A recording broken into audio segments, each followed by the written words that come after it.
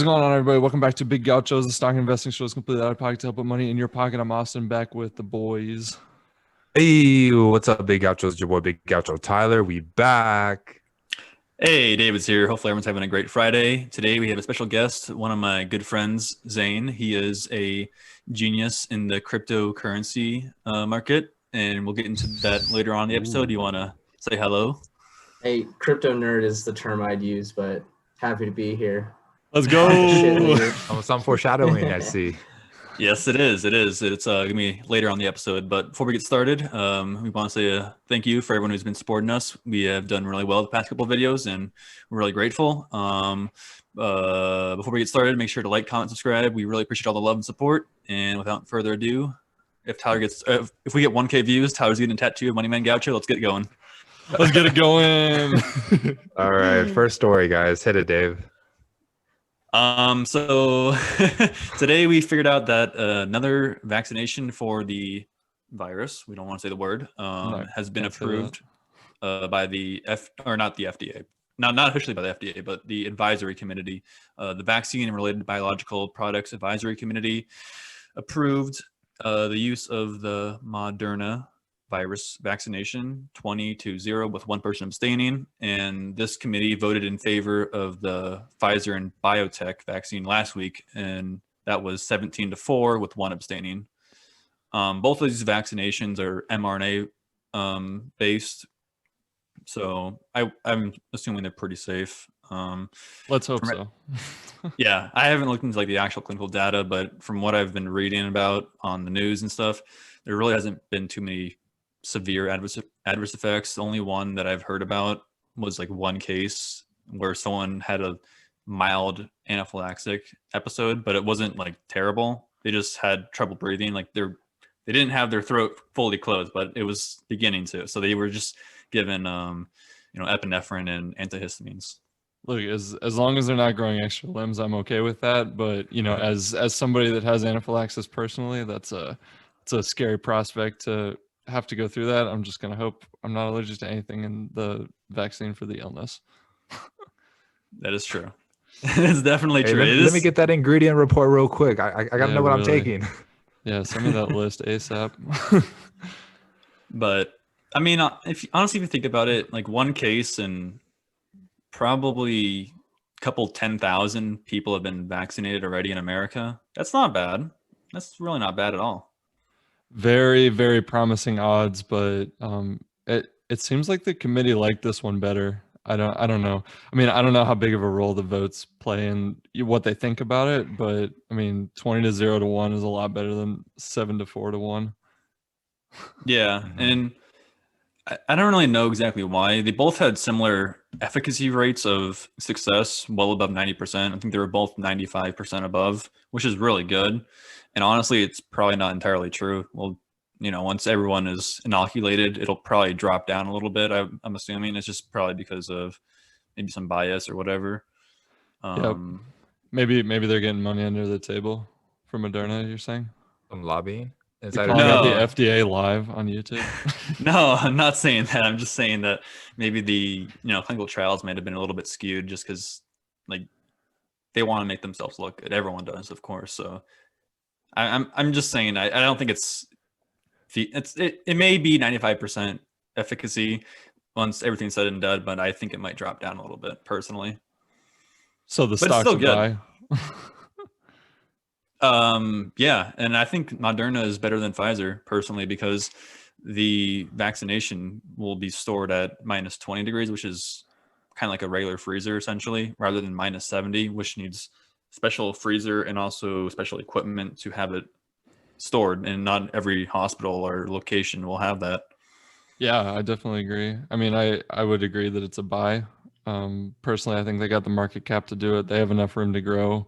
Pfizer's a really big company, and they were struggling to have any growth off the vaccine news because a lot of their other drugs are failing. But it seems like Moderna's mostly focused on this vaccine, and their stock's been priced in to show it. But definitely still some room to grow if you want to pick some up when you're hearing this episode, because it's expected to get full approval later on today on Friday, the 18th.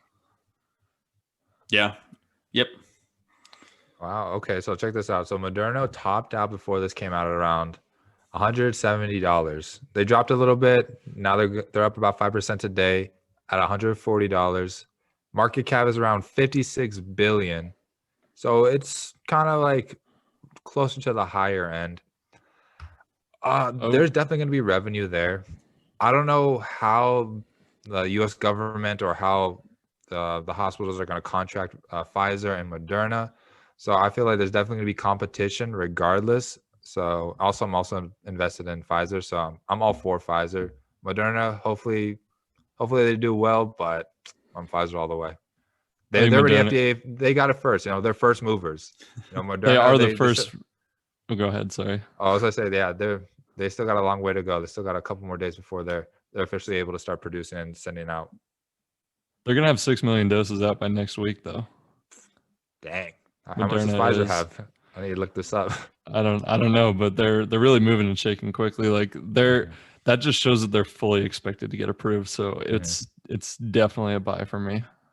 A long-term hold, I should say. If you're trying to do swing trades and day trade Moderna stock, it's not going to work out for you. There's, like Tyler said, yeah, that is a fact. There's not enough volume to probably push that.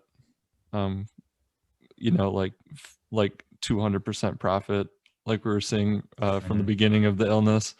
But maybe over time you could do pretty well. I certainly think so. Yeah, if you would have bought them at around $30 in April, you'd been home free. You would have no worries in the world now. But now we're looking at $140 buy price. Might have to look into some longer holds or, smaller investments. I agree. And also, I think Moderna is a good hold or a good buy for the future, for the long term, because it's going to take a while to vaccinate everyone. And I'm assuming they're probably going to try to vaccinate everyone in the world at some point. And also, it's been proposed that this virus could become a yearly thing just because it mutates pretty rapidly. Not as fast as the flu. The flu is on a different level in terms of mutation rate. So that's why we get it every year, is because it mutates so fast. So we got to get a new vaccination in order to prevent illness. So I think I've been reading that it's been proposed that could happen with this as well, but it's not 100% guaranteed. And if it does happen, Moderna is kind of ready at the doorstep with the vaccination. They could easily just change up the ingredients a little bit in order to protect against the new strain that would come. Yeah, especially if they're trying to mass produce this as fast as they are. I mean, you saw how fast they rushed this research and the approval and the clinical trials and everything. So I don't think they'd have any problem coming up with something else. But I think they've really shown a lot of positive growth, and they're going to stick around for quite a while. Hey, quick question: is Moderna only a U.S. based like pharmaceutical company, or are they like kind of like worldwide? Because I know Pfizer is, so they definitely have the sources to go to other countries with their vaccine, but I'm not too sure about Moderna. Moderna is based in the United States. Yeah, they're based in the U.S. I'm sure they would be contracted from other countries as well, especially ones that don't have a vaccination, which only ones that do are us in China. Yeah, I mean they're straight out of Cambridge, Massachusetts, so they're right next to Harvard. Shout out Harvard Med. So they got some of the best minds in the world right down the street. So no problem. I'm just saying, Pfizer's already established in other countries, so they definitely got that leg up on global distribution. Yeah, I know Pfizer's getting big billions from the vaccine, but Moderna could be getting the same thing, and they got a ton of room to grow. They can definitely be shipping it out a lot easier than Pfizer because they don't have to have those crazy low temperatures and special refrigeration stuff. It's true. They definitely need to for their fix vaccine. That. Yeah, they definitely need to fix that. So, but still, both companies definitely look good. Either or, definitely long-term holds. Thumbs up on my end. I'm still Pfizer boy because I invested in them early, so gotta stay strong with them. So you're thumbs down on Moderna then? No, I'm not thumbs down on them. Like if you choose to invest in them, definitely also a good long-term hold. You can't go wrong. They have the vaccine to the virus that literally caused so much destruction within this country and the world. So if they got a solution to that, they will be okay. It's very fair. I give it a thumbs up. I give it a thumbs up too. Can I give it a thumbs down? Thumbs down. Yeah, you All can. right. All right. Look, here's You can do whatever you here's my want. philosophy. And I want to preface this by saying I know, but the way that I trade crypto, and it's a little bit different because market caps are a lot smaller in crypto, and there's, what is a real project. So my train of thought is one of two things happens with Moderna or Pfizer. The vaccine works, it's great, awesome. World goes back to normal. The vaccine doesn't work, prices tank. So if you're buying, you're expecting the vaccine to work. Why not go for something like an entertainment stock, airline stock, cruise, whatever, something that's tanking that is going to come back when things go back to normal, versus playing for these guys that have already seen a lot of price action.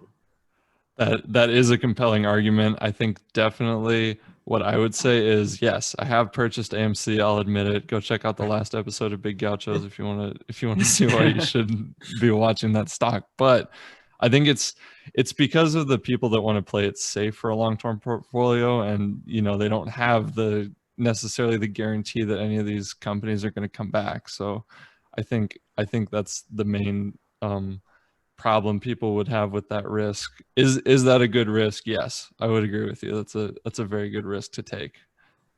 But you always diversify. Don't depend on these vaccine companies, because you really never know what could happen with any company. It feels like safer money to me, but scared money don't make money all the time. So never know. Oh yeah, pharmaceutical companies are definitely really volatile, especially 100%.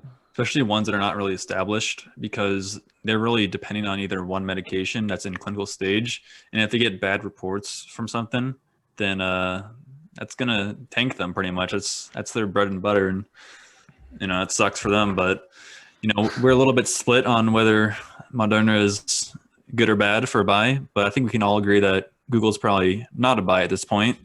It's definitely not, but make sure you leave a comment. Tell us what you think about those vaccine stocks. Dave, hit Definitely. that Google story. And with Google, they are being sued for, I believe it's the second time now, for antitrust lawsuits. And this one is pretty much almost every state except for 10. And the leads who are leading this are Colorado and Nebraska, their attorney generals. And their main one is that Google has engaged in really anti-competitive practices that have limited innovation and growth from other companies.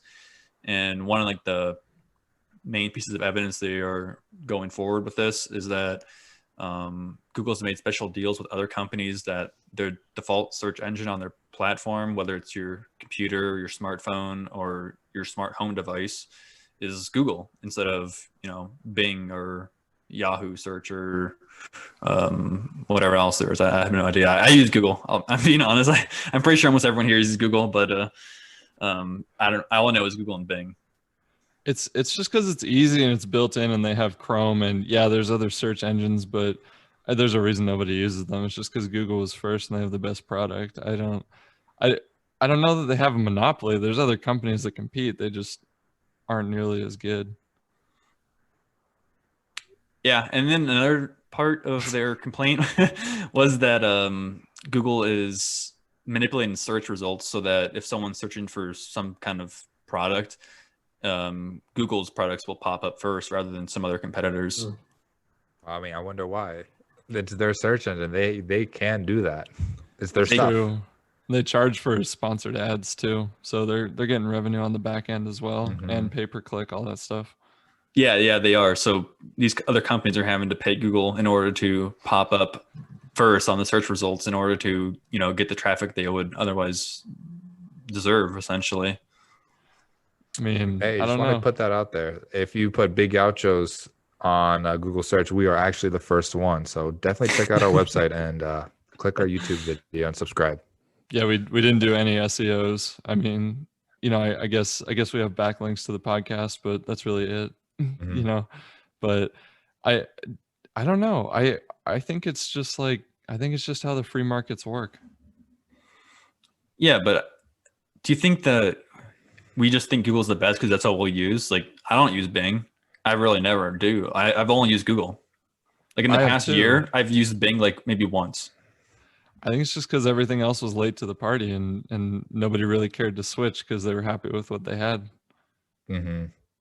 This is Google's just kind of more. Oh, go for it, but go for it, Zane. this is similar to the Microsoft antitrust case, wasn't it? It would have been before our time, but Yeah. I think Yeah, theirs back had when. to do with like the Windows operating system came with Microsoft Explorer, which is now Internet Explorer, which is now Edge, Microsoft Office, Microsoft whatever, and so that kind of strikes me as similar. So I mean, I wouldn't be surprised if it goes the same way, and Google's got to step back with these exclusive dealings. It would be quite a move, especially because I think they're so far out ahead of the competition that even if they did step back, they'd probably be fine for a good number of years in terms of retaining the same market share they already have. Yeah, because right now they have, I think, 90% of the market share in terms of their field, which is kind of absurd. I'm just saying, dude, a lot of the universities use Gmail for their email platforms like ASU, U of A. Yeah. So, I mean, that's just two examples out of, many. Google just makes really innovative tools. I mean, Yahoo doesn't have a document collaboration sharing platform. You know what I'm trying to say? Like all the Google Drive family of products. I mean, I don't know anything about Bing either. Do they have any of that stuff? Like, I don't know, blank They're at just a search bingmail.com. they're just a search engine. Well, they're owned by Microsoft, so it would be Microsoft Office. Oh, but okay. Google played hardball and they played hard, and I think they deserve what they have.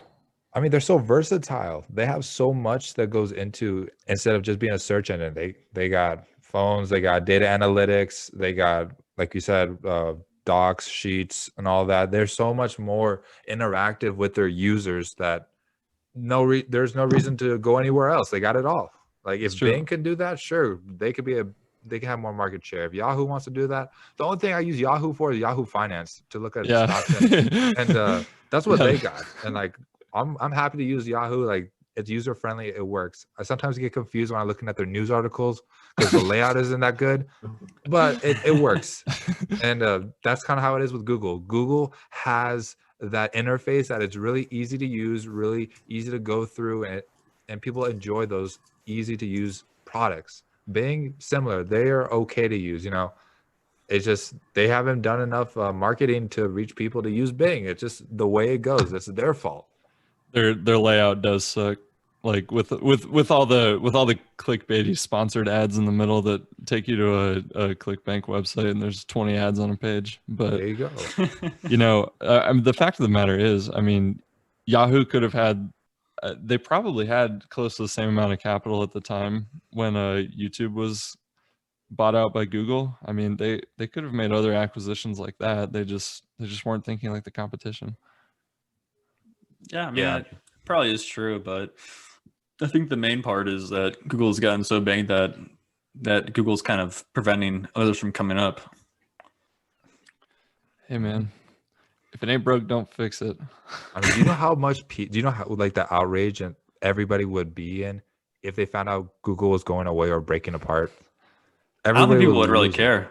I don't think they would care. Do you think people would just be like, okay, I want to use Bing now? Do you think that? Well, I'm sure Google Engine would still exist. They would just break up their subsidiaries. I guess so, but they would just probably be separate companies. There would be an outrage everywhere. Dude, they'd be outraged. You'd be like, Google's really... Everybody that uses Chrome has all the products already synced. So I think it would be a really big move. I don't think it's going to happen either. Yeah, because think about it. If they broke up, then you would have to pay for all the separate services from different companies. Oh, you need a subscription to use Google Docs or Sheets. Oh, you need a subscription for data analytics and all that. Oh, you need a subscription to have a Gmail account.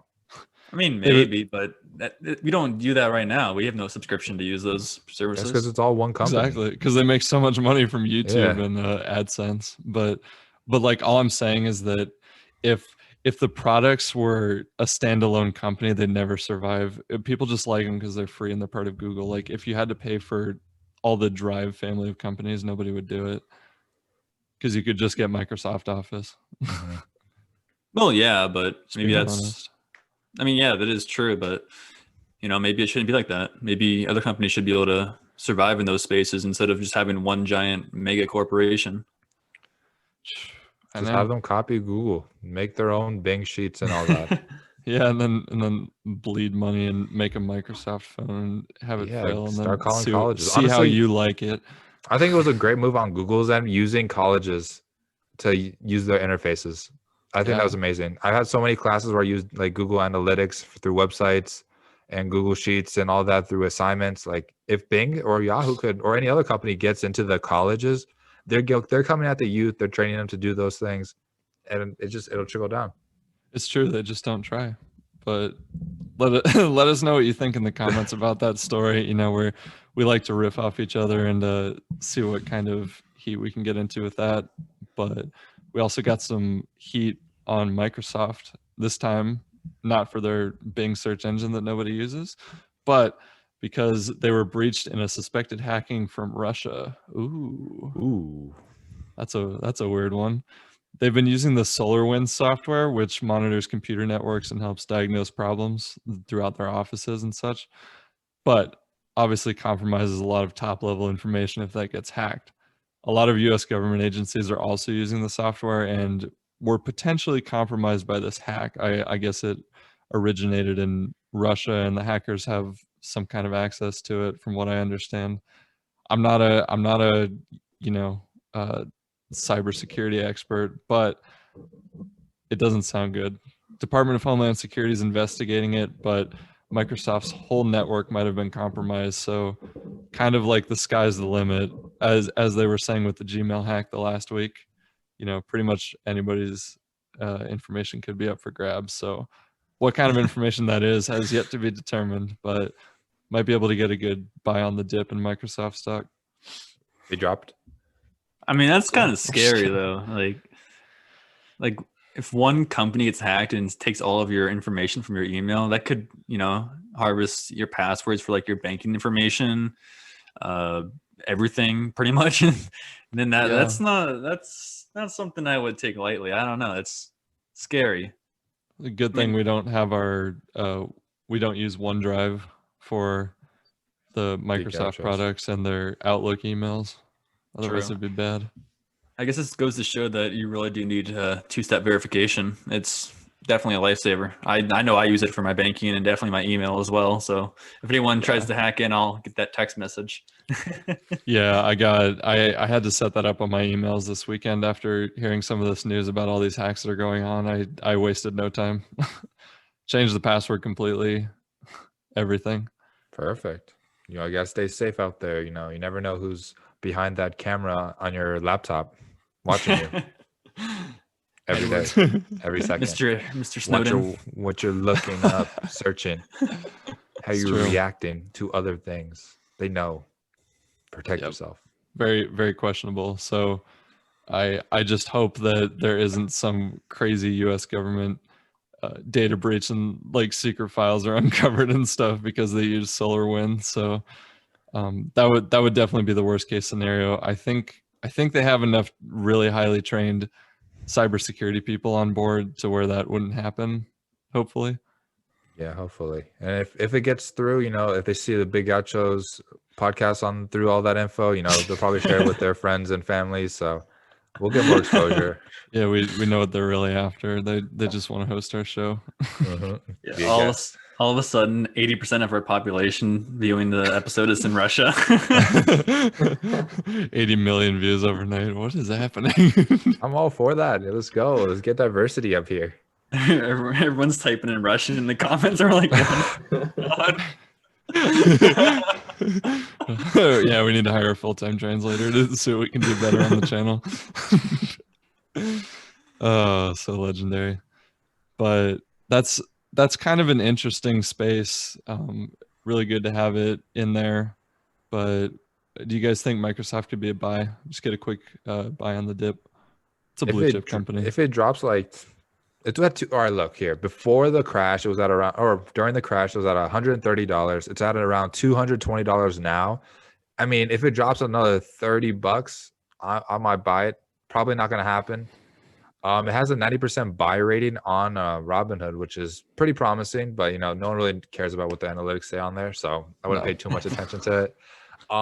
Yeah, if it drops like $10, I might throw in a little bit, but $10. I mean, for the stock itself, like it would need to, this breach would need to be really bad for it to drop anything more than $10 to $20. Oh, I thought you said drop to $10 from 200. No. No, if it drops $20 from its price currently, I might throw in a little bit. But it's an expensive stock. It would depend on how bad the data breach is, and I think it's good enough long term. But yeah, you're not going to make huge money on it. I mean, there's definitely better investments. Yeah, better, higher risk, higher reward investments, but it's a long term hold for sure. Yeah. So speaking, not for me. Thumbs down.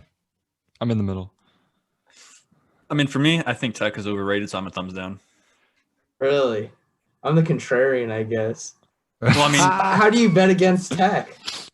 Just right now. Nasdaq's overhyped. Right now, okay. That's I mean, of course, I think tech is awesome. It's definitely something you want to bet on, but I think right now it's way oversaturated. That's fair. Tesla's overvalued. Oh yeah, no, yeah, yeah. All in agreement. Dude, if you do a reverse 5-to-1 split with their current stock price, 6 times 5, that'd be a $3,000 stock if they never did the split. Just putting that out there. Yeah. All I'm saying before we do the next story is check that PDE ratio. But I'm saying Tesla needs to be about 1/10 of what it is right now, and then I'm okay with that. It really should be. Oh, that emoji looks different on Tyler's screen. Interesting. Anyway, good value add stock. Speaking of that, JPMorgan just downgraded 3 of the major airlines, and basically they're recommending to cash out, even though they're kind of just beating around the bush. Basically, list here is JetBlue, Spirit, and United Airlines, all recently rated as underweight by boys over at JP. They believe that the airlines are going to underperform the worst compared to others in the industry, like American, other giants, which pretty much a monopoly anyway, so it doesn't really count. Specifically, this JPMorgan advisor, Jamie Baker, recommends that people should start taking profits before things get much worse. And on the contrary, I like that word, Zane. He's a lot more bullish on Delta and Alaska Airlines, so those are getting a buy rating from the boys at the big banks. Might be time to start picking up some airlines again if they start getting caught in the hallways, Yeah, if American goes under 15, I'll buy some. I was really hesitant when it was at $11. A big mistake on my end.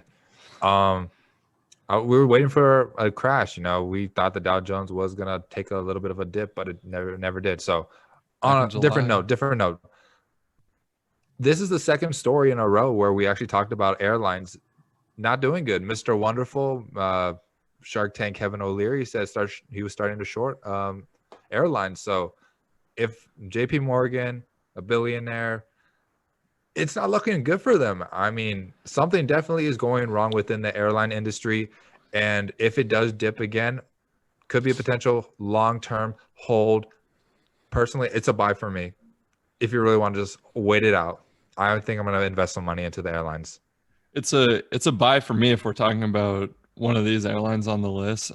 American, I agree. I could be into that depending on what price it drops to, but I know I bought some at the same time you did back in April, and it didn't pop off as much as the other ones did.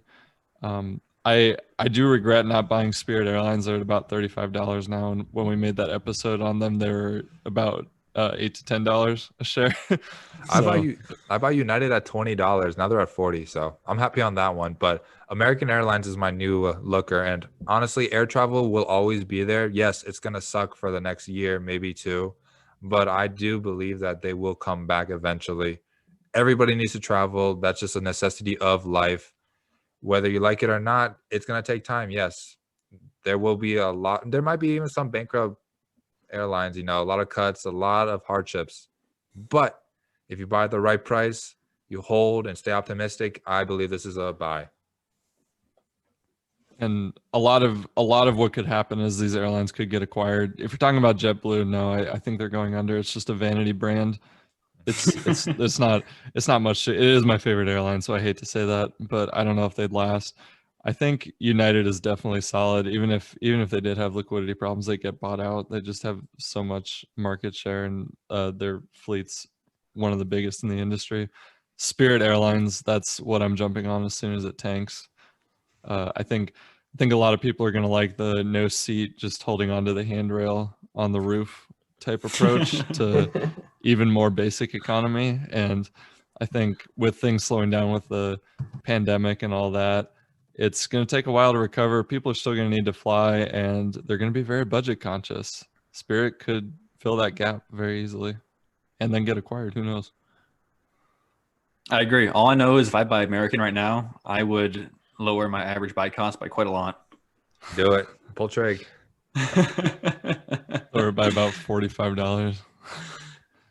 Yeah, I initially bought it at like $35, I think. Oh, whew. Hey, So, it's all right. No one could have predicted this. It's fine.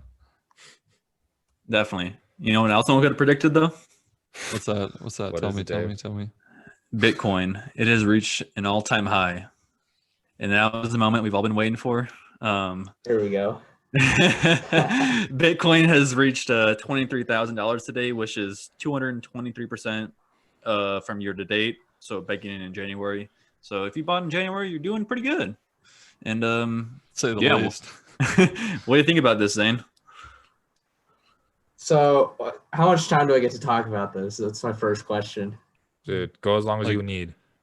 All right. Well, okay. There's three major trends that are going into play at the same time, and all three are great for Bitcoin, great for crypto. The first one, if you look at, I believe it's called the DXY, the dollar index, US dollar has lost like 10% of its purchasing power this year. I think I saw it was something like 22% of all dollars in circulation were minted this year. Major institutions are essentially rushing to diversify their cash reserves. A lot of them are starting to look at Bitcoin, and this is a trend that came about, since March, since the pandemic started. And institutions aren't like you or me. You can't call a meeting on a Monday, say, all right, we're going to start buying Bitcoin, and then by the afternoon, your quant is placing Bitcoin orders. You got to consult lawyers, you got to consult accountants, you have to put together payment plans and all that kind of stuff. So most institutions, the word on the street is they're not actually going to start buying until January, which is 2 weeks from now. So a lot of speculation is that this run-up has to do with anticipating even more demand from institutions. PayPal recently started supporting crypto, so they've been buying a ton. There's several other big names that are buying a lot, but a lot of people suggest that the real institutional wave is not actually going to hit until January, that this is just a precursor. The second thing that's going on, so this is a little more techie, the way that Bitcoin emissions work is that, so miners, they do work to secure the network, and they get Bitcoin for what they do. Every 4 years, the emission rate gets cut in half. It's called the halving, pretty straightforward. The under the table, public secret, conspiracy, whatever you want to call it, is that there's one region in China that controls a majority of all mining power, 60 to 70% of all Bitcoin hash rate. And what they do is, going into the halving, the 2 years going into the halving, they suppress the price, they dump it. The idea being that after the halving, they're going to push out more miners that are no longer profitable because their earnings just got cut in half. And they essentially capitulate the other miners. They get a bigger share of the market. And then the 2 years after the halving, they don't sell their coin. They just hold on to it. They just hoard it. And then that causes the price to go up. The halving was in May of this year, which means the next 2 years are bullish for Bitcoin. And this theory hasn't been invalidated yet since Bitcoin has, since it was created a little over a decade ago. 2 years after the halving, price goes up. 2 years before the halving, the price goes down. The third thing that's happening, and this is has to do with the Ethereum ecosystem, where I'm more interested in, is that there's this new trend called decentralized finance, DeFi. Essentially, if you think about the way that our finance industry works, it's the things that bankers, insurance agents, loan providers, the things that they do are very methodical or algorithmic almost. Let's say you go into the bank and you ask for a loan. They look at your credit score, they look at, your income, they look at your age, your monthly rent and other payments, and then they either give you the loan or they don't give you the loan. Decentralized finance essentially says we can automate all of that on the blockchain. You don't need to have a banker. You don't need to have a loan shark. You can do it all on your own. And so right now, today, there are billions of dollars in crypto, and it's called peer-to-peer lending, where I can deposit my money onto this platform. Someone else can take it out. They pay the interest to me directly. I get 8 to 12% interest a year, which is something you can't do with a regular bank account. Yeah. So the third thing is basically that essentially this is the precursor to more and more of the finance industry going onto the blockchain, becoming automated and decentralized, and essentially changing the way that money changes hands. So you think it's going to be a lot more widespread, and there's still time to get in on Bitcoin, or do you think it's a bad time to start putting money into Bitcoin? I mean, if you've got one bullet in the chamber, maybe don't buy it at all-time high. But if you're interested in the next couple of years, the next year at least, I think I'm still super bullish, and I've been holding since the bottom. In January? March, but I mean, I've been around for years and years, but yeah, I doubled down in when things were getting low, and have just been building on the way up. Wow, that's really cool to hear. I wish I had thought of that before. Dang it. Hey, that's why we have Zane. That's true. Yeah, now we know for next time. Yeah, hindsight we gotta wait bias. 2 years. I know, very very much hindsight bias. But so with the financial system you were talking about, that means just normal people could pretty much loan out to other people that they don't know, and rack in 8% interest rate APR. Yep. So the way it works right now, and it's pretty nascent. So there's no way to do a credit check on the blockchain right now. There's no way to post your house as collateral or your car. The currently $1 billion in outstanding loans are only one type of loan, which are over collateralized loans. Essentially, let's say I have, let's say I'm holding $100,000 worth of Bitcoin. Yeah. There's this opportunity. There's this new coin coming out. I want to get it right at the start. I don't want to sell my Bitcoin though. I can post my $100,000 worth of Bitcoin, take out $50,000 worth, buy the coin with that $50,000 worth, make a profit, pay off my loan. If Bitcoin goes down, or if I'm unable to pay off the loan, it's okay. It can get liquidated because it's over collateralized. So that's the way it works, so that it's not really risky if you're the lender, because there's no way to vet right now. Will that change over time? Yeah, that everyone's working on how to expand it. But that's kind of like the base example for where things are headed. Wow, I see. So you use coin as collateral essentially. Exactly. Wow. Okay. Right. I didn't know you could do that because of the whole. I mean, it felt like it was anonymity by design, but yeah, that makes sense why you can't post collateral, because it defeats the whole purpose. Might as well just go to a pawn shop. Yeah, I mean, a lot of people are working on essentially connecting data to the blockchain. That's the biggest problem, is that Bitcoin kind of exists off in this on the blockchain. There's nothing else. It's just Bitcoin, or Ethereum. It's just Ethereum. So there's a lot of people who are working on how can you essentially tokenize a representation of my Ford Focus if I wanted to take out a title loan on it? And so, years from now, I'm sure it'll be possible. It's not right now, but people are working on it. I definitely think so. I might have to go buy some after this show. What do you guys think? He's got me hooked. All right, hear me out. We just on the conservative side of the investment.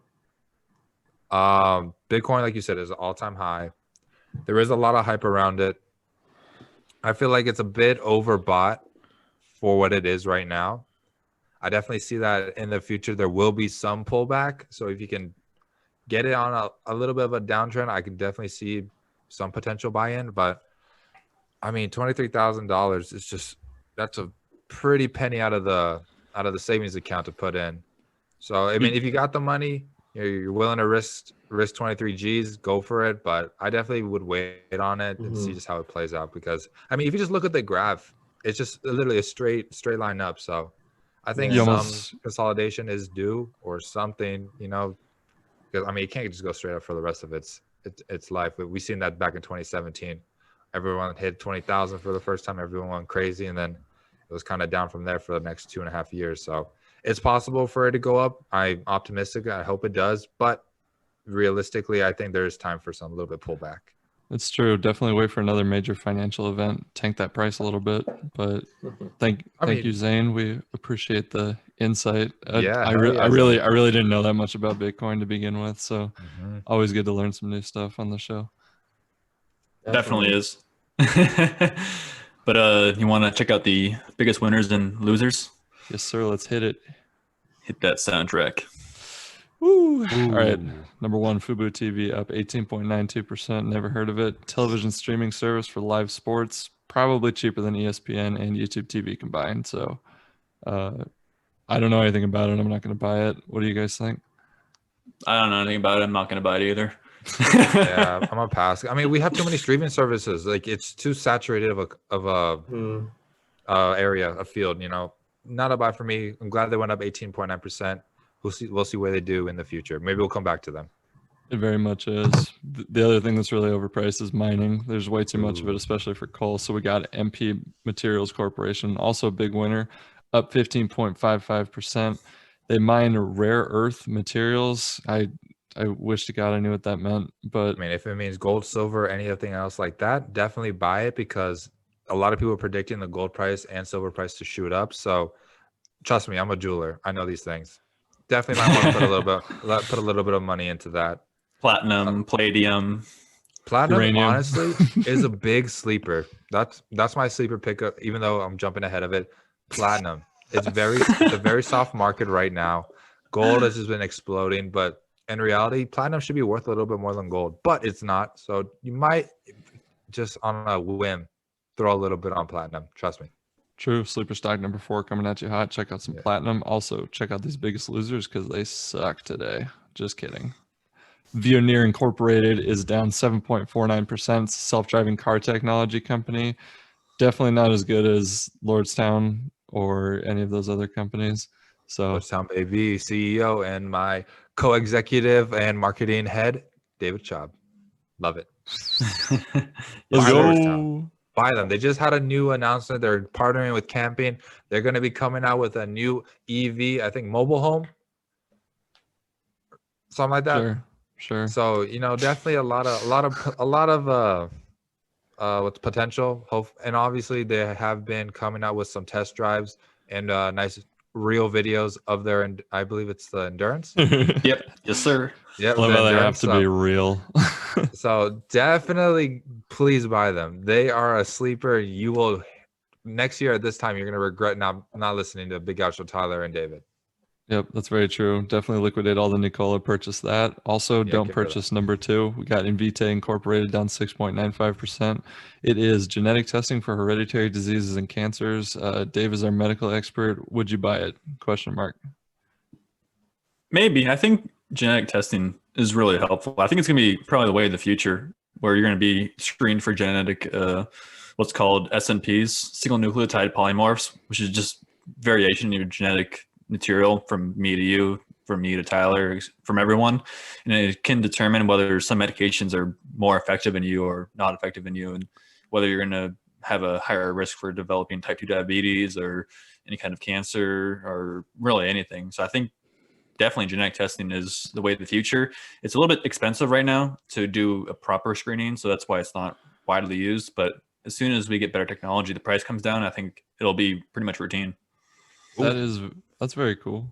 And you can also see if you got the genetic makeup to be a big gaucho. Yeah. Thank you, Dr. Dave. Thank you, Not a Dr. Dave, doctor. who is not a licensed medical professional. Quick disclaimer. But Yes. if you got the genetic makeup to be a big gaucho, you got the genetic makeup to know that these sleepers are good picks. Let's hit that. Sleep, sleep, sleep, sleep, sleep, sleep, sleep, sleep, sleep. Ah! Boom. Number one, Tattooed Chef Incorporated. It's a private label health food company that just recently went public last year. They've been putting their foods out under private labels for Trader Joe's. So a lot of those signature Trader Joe's foods you see are actually made by Tattooed Chef. Not bad, not bad. Yeah, they do have a proven record and profit history, which is better than Beyond Meat and Impossible. I'm sorry, I know we're fans of that on the show, but that was one of the selling points on this for being a sleeper. Also, the fact that they're already in Target and Walmart, so they're growing very fast. Shelf space is being taken up. Beyond Meat and Impossible Burger need to step it up or figure something out because they have been hurting. Yeah. Very badly. Yeah. Number 2, we got Alaska Airlines. Ooh, yeah, Ooh, you JP.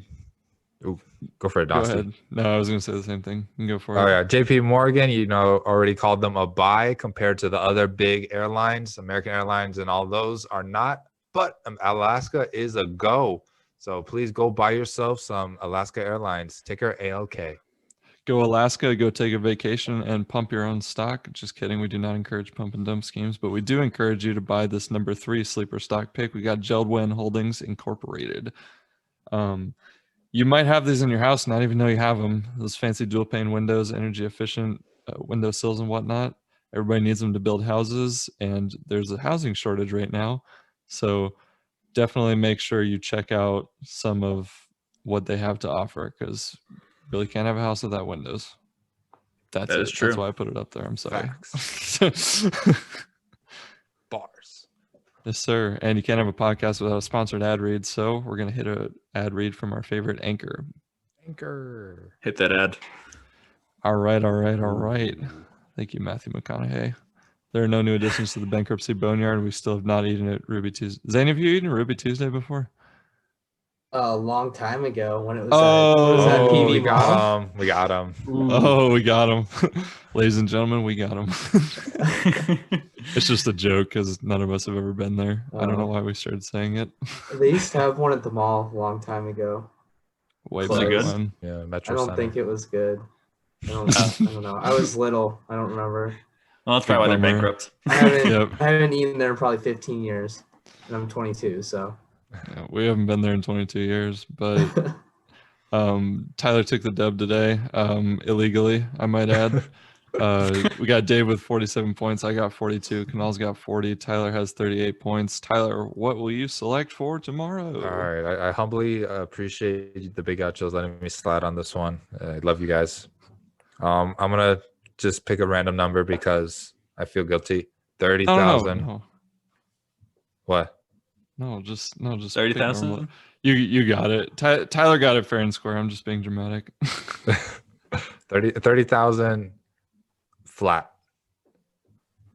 Oh, so just Okay. a little dip. That's a good Yeah. number. A little think so. pullback. It's due, I mean, I love the Dow Jones as much as everybody going over 30K for no reason, but well, they'll probably prove me wrong. Never know. Crazier things have happened. That is true. And since you went first, there's no way you can have a violation. So I respect that. Thank you. I appreciate that. And I guess I'll choose next. I'll go with 30,500. Ooh, we're going up. Wow, a big jump. Yes, sir. Well, what am I gonna do? I have to disrupt this somehow. Canal will. Yeah, Canal's just gonna undercut or overcut whoever picks it. I will do 29,888.88. Is that what you thought I was gonna say? That's what I said. Yeah, I whispered 29. I heard the 29 part. 29 flat. I'm just kidding. That'd be a wild day. That'd be such a fun day. Where is this group chat? Oh, So you're actually popular. doing 29,888. 29,888.88. You guys ready? Yeah. What are you gonna do, Zane? You can choose any number you want. I'm with you, Dave. Let's hope that it's gonna stay green. I'll do 3,400, 3,420. Hey, wait, 3,420? Yeah, 3,420. Dang. 30,420. Oh, okay. I thought you meant like 34,020. I was like, whoa. No, I did too. I was like, whoa. Congress just announces that everyone gets $10,000 stimulus. What a day. I like your pick, Zane. We need to have you back on again. Thank you. Thanks for coming by today. Yeah, thanks for having me. Of course. And I want to thank everyone for listening. We hope you enjoyed the show. Leave us a voice message on anchor.fm/gauchos or biggauchos.com if you want to send an investing tip when we play it on the show. Tyler, do it. All right, Big Gauchos, quick disclaimer because we love disclaimers. We are not licensed brokers, and everything said on this podcast is our opinions from our experience. So please do due diligence and invest safely, Big Gauchos, because we are not liable for any lost gains, but we are directly liable for any major gains because we love to make money with y'all. I want to thank everybody that's been supporting us. We've been growing exponentially every day. Thank you. We cannot thank you guys enough. Please like and subscribe. It helps us out. It makes us happy, and it makes you guys happy because you guys get better content. Now, Dave, please let the viewers know our Instagram. Yeah, so the Instagram is at Big Gauchos on the Instagram app or on the webpage, whatever you prefer to use. Make sure to check us out. Follow us. We post some great stuff. You know, today was my last day of school, so now I will be much more active than I have been in the past. The boys finished before me, but we finish a little bit late. We finish strong. That's all that matters. And yes, we appreciate all the love and support. We've been growing, and yes, thank you very much. Yes, sir. That's right. Always love to see it. We're going to be popping off on the Instagram soon. Dave's over there. Make sure you also check us out on the streaming services while you're at work or doing anything you want. Just throw it in the headphones, listen to it. Apple, Spotify, Anchor, YouTube, Google Pocket Cast, Breaker, Radio Public, Overcast, or your own RSS feed, anywhere you want. Share that link with a friend. Tell them a timestamp. You don't have to listen to the whole thing. It's fine, especially if you're listening on Apple Podcasts. Make sure to leave us a rating 1 to 5 stars. We do not accept anything less than 4.5 stars. Leave us a review. Tell us who your favorite Big Gaucho is. Zane, thank you again for coming on. We really appreciate having you. Yeah, it was fun. Thanks. Yes, sir. We'll have you back, and good night from Arizona. Hope it makes money today. We're out.